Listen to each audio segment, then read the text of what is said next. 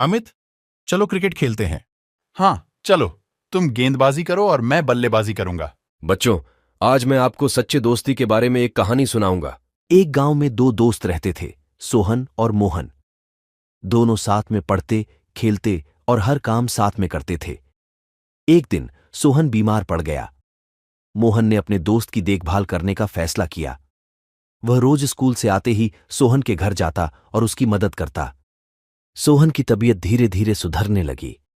सोहन ने मोहन से पूछा, तुमने मेरी इतनी मदद क्यों की? मोहन ने जवाब, सच्चे दोस्त वही होते हैं जो मुश्किल समय में साथ देते हैं। अमित, अगर तुम कभी मुसीबत में होगे तो मैं हमेशा तुम्हारे साथ रहूंगा। और मैं भी, राजा। हम सच्चे दोस्त हैं। बहुत अच्छा। बच्चों, याद रखें, सच्चे दोस्त वही होते हैं जो हर परिस्थिति में एक दूसरे का साथ दें। अमित, अगर कभी कोई परेशानी आएगी तो हम मिलकर उसका सामना करेंगे। हाँ राजा, हम हमेशा एक दूसरे के सच्चे दोस्त रहेंगे। सुरेश, आज तो हमने बहुत मजा किया खेल में। हाँ मोहन, तुम्हारे साथ खेलना हमेशा मजेदार होता है। सुरेश, वो बच्चा कौन है? वह बहुत उदास लग रहा है। अरे उसका नाम रवि है। वह नया बच्चा है और उसके पास अच्छे कपड़े भी नहीं हैं। हमें उसकी मदद करनी चाहिए। चलो उससे बात करते हैं। तुम रवि हो ना? क्या बात है, तुम इतने उदास क्यों हो? मेरा नाम रवि है। मेरे पास खेलने के लिए कपड़े और खिलौने नहीं हैं, इसलिए मैं खेल नहीं सकता। अरे, इसमें उदास होने की क्या बात है? हम सब मिलकर खेल सकते हैं। हमारे पास सबके लिए जगह है। रानी, आज हम छुपन छुपाई खेलते हैं। मुझे ये खेल बहुत पसंद है। तुम पहले छुपो, मैं गिनती करती हूँ। आ रही हूँ। राधा, मिल गई तुम। अब तुम मुझे ढूंढो। ठीक है, अब मेरी बारी। रानी, अगर कभी कोई मुश्किल आएगी तो हम साथ मिलकर उसका सामना करेंगे। हाँ राधा, हम हमेशा एक दूसरे के सच्चे मित्र रहेंगे। राजू, तुम्हें शर्म नहीं आती? यह मजाक नहीं है। अरे बस थोड़ा मजा कर रहा था। एक दिन सच में गांव के पास शेर आ जाता है। राजू बहुत डर जाता है और गांव वालों को मदद के लिए बुलाता है। चिल्लाते हुए डर के मारे, बचाओ, शेर आ गया है। सच में शेर आ गया है। लेकिन इस बार कोई भी उसकी बात पर विश्वास नहीं करता और कोई भी मदद के लिए नहीं आता। शेर राजू पर हमला कर देता है। अरे दोस्तों, चलो आज कुछ मजेदार करते हैं। मैं सबको बताता हूं कि गांव में शेर आ गया है। ये तो बहुत मजा आएगा। राजू दौड़कर गांव के चौपाल पर पहुंचता है और जोर जोर से चिल्लाता है, बचाओ, शेर आ गया है, शेर आ गया है। गांव वाले घबराकर दौड़ते हैं और चौपाल पर इकट्ठा हो जाते हैं। सबके चेहरों पर चिंता और डर साफ दिखाई देता है। कहाँ है शेर? जल्दी बताओ, कहाँ है?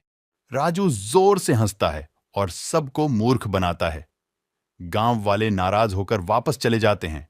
राजू फिर से गांव वालों को धोखा देने की योजना बनाता है। शेर आ गया है, बचाओ। गांव वाले फिर से दौड़ते हुए आते हैं, लेकिन इस बार भी शेर नहीं होता। सभी और अधिक नाराज हो जाते हैं। तुम दोनों की शादी को अभी सिर्फ 1 महीना हुआ है और रोज झगड़े हो रहे हैं। माँ, बस कुछ गलतफहमियां हो गई थीं। गलतफहमियां? आपकी माँ हर वक्त मेरे कपड़ों पर, मेरे खाने पर, सब कुछ पर कमेंट करती रहती हैं। मैंने क्या गलत कहा? एक घर की बहू को कुछ जिम्मेदारियां समझनी चाहिए।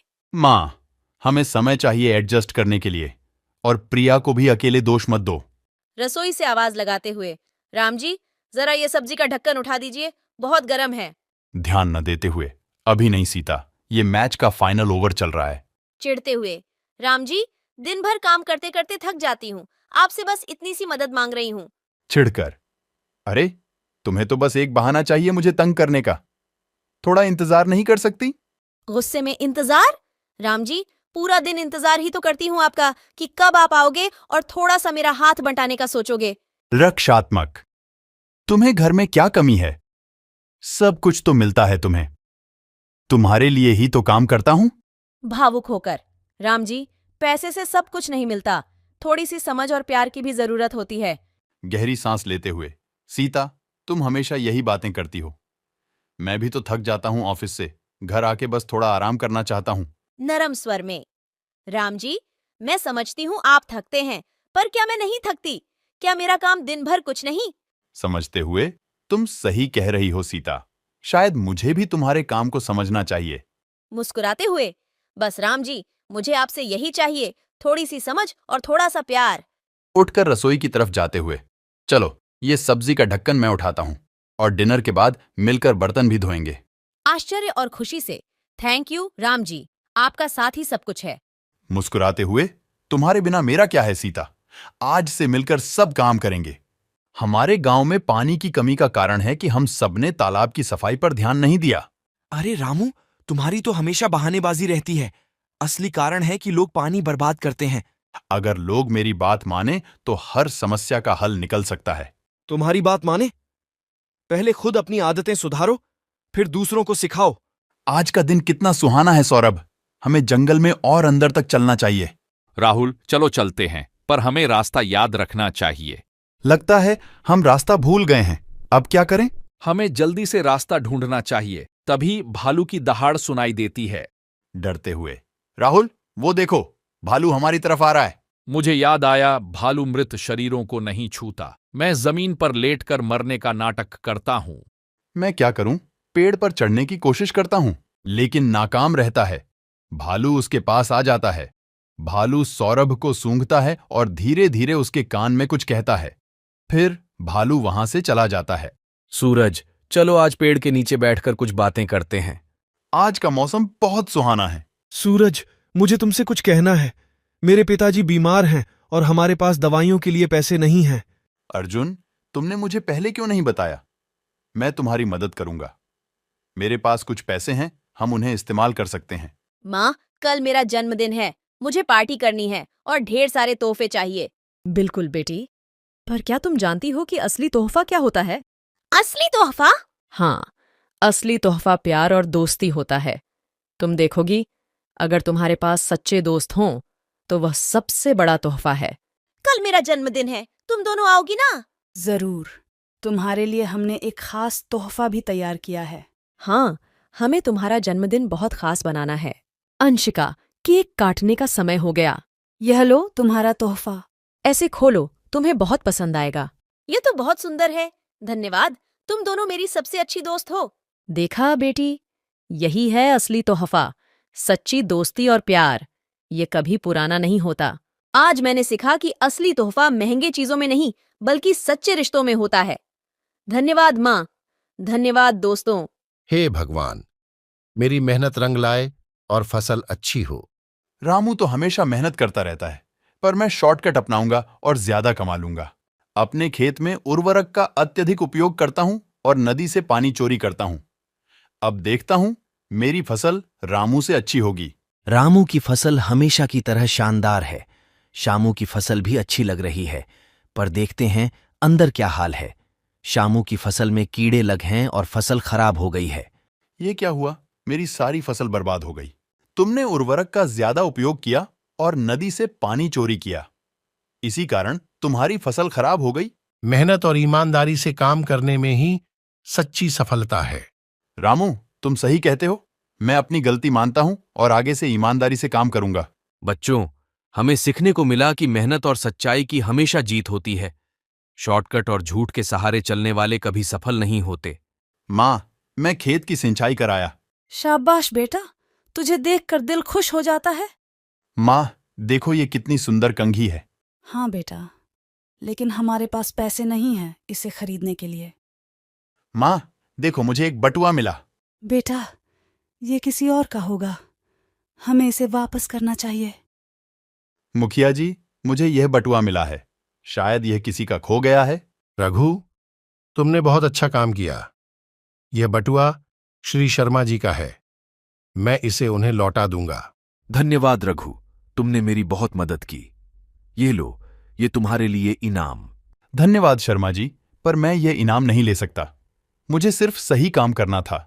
बहुत अच्छे, हमेशा सच्चाई के मार्ग पर चलो, यही हमारी शिक्षा का उद्देश्य है। रोहित, तुम और समीर हमेशा साथ रहते हो, ये बहुत अच्छी बात है। हाँ माँ, समीर मेरा सबसे अच्छा दोस्त है।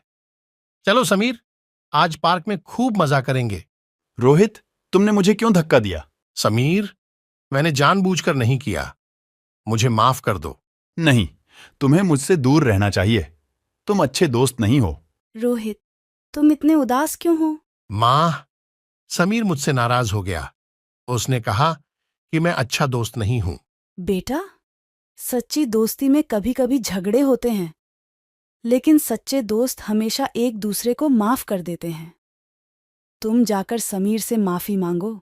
समीर, मुझे माफ कर दो।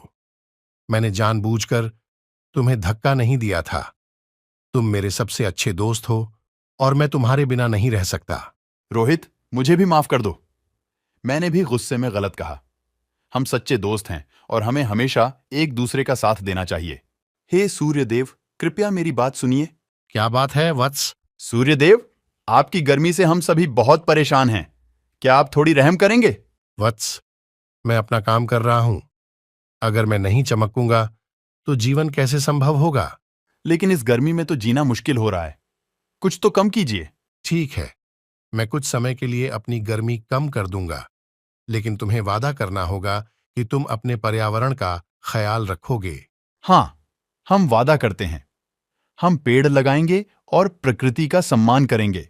ठीक है, अब जाओ और अपने वादे को निभाओ। चंद्रमा, तुम हमेशा रात में चमकते हो। तुम्हारी रोशनी बहुत कमजोर है। दिन में सिर्फ मेरी रोशनी का महत्व है। सूर्य, तुम्हारी रोशनी बहुत तेज है, जिससे सबको जलन होती है। मेरी मृदु रोशनी से लोग आराम से सो सकते हैं। रात का महत्व भी बहुत है। देखो, मेरी रोशनी से सभी कार्य होते हैं। लोग काम करते हैं, भोजन बनाते हैं और जीवन का आनंद लेते हैं। देखो, मेरी रोशनी से लोग शांति से सोते हैं। सितारे भी मेरे साथ हैं, जो आसमान को और सुंदर बनाते हैं। हाँ, चंद्रमा की रोशनी से हम भी चमकते हैं और रात को सुंदर बनाते हैं। चंद्रमा, तुम सही हो। तुम्हारी रोशनी भी महत्वपूर्ण है। बिना रात के लोग आराम नहीं कर सकते। सूर्य, तुम्हारी रोशनी भी महत्वपूर्ण है। बिना दिन के लोग अपने काम नहीं कर सकते। चलो, हम मिलकर काम करते हैं। दिन और रात दोनों की अपनी अहमियत है। हाँ, चलो मिलकर इस दुनिया को सुंदर बनाते हैं। यार, ये मरोल गांव के बारे में सुना है?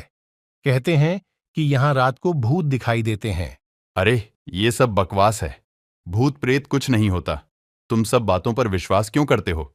लेकिन मैंने सुना है कि कई लोग यहां रात को आते हैं और फिर कभी वापस नहीं जाते। चलो, आज रात वहीं चलते हैं। अगर सच में भूत है तो आज पता चल जाएगा। यार, मुझे यहां ठीक नहीं लग रहा। चलो वापस चलते हैं। डरपोक मत बनो, कुछ नहीं होगा। चलो, अंदर चलते हैं। सुनो, ये आवाजें कैसी हैं? मुझे बहुत डर लग रहा है। हाँ, सच में कुछ अजीब तो है, लेकिन हम वापस नहीं जाएंगे। भागो यहां से, जल्दी। पता नहीं, शायद भूत ने पकड़ लिया होगा। इस गांव में कोई रात को नहीं रुकता। इन्हें जल्दी से अस्पताल ले चलो। शायद ये बता सकें कि रात को क्या हुआ था। आप लोग ठीक हैं, लेकिन आपको रात को अकेले वहां नहीं जाना चाहिए था। हाँ, हमें अब समझ में आ गया। हम कभी वहां रात को नहीं जाएंगे। हाँ, भूत प्रेत कुछ नहीं होते, लेकिन ये जगह सच में खतरनाक है।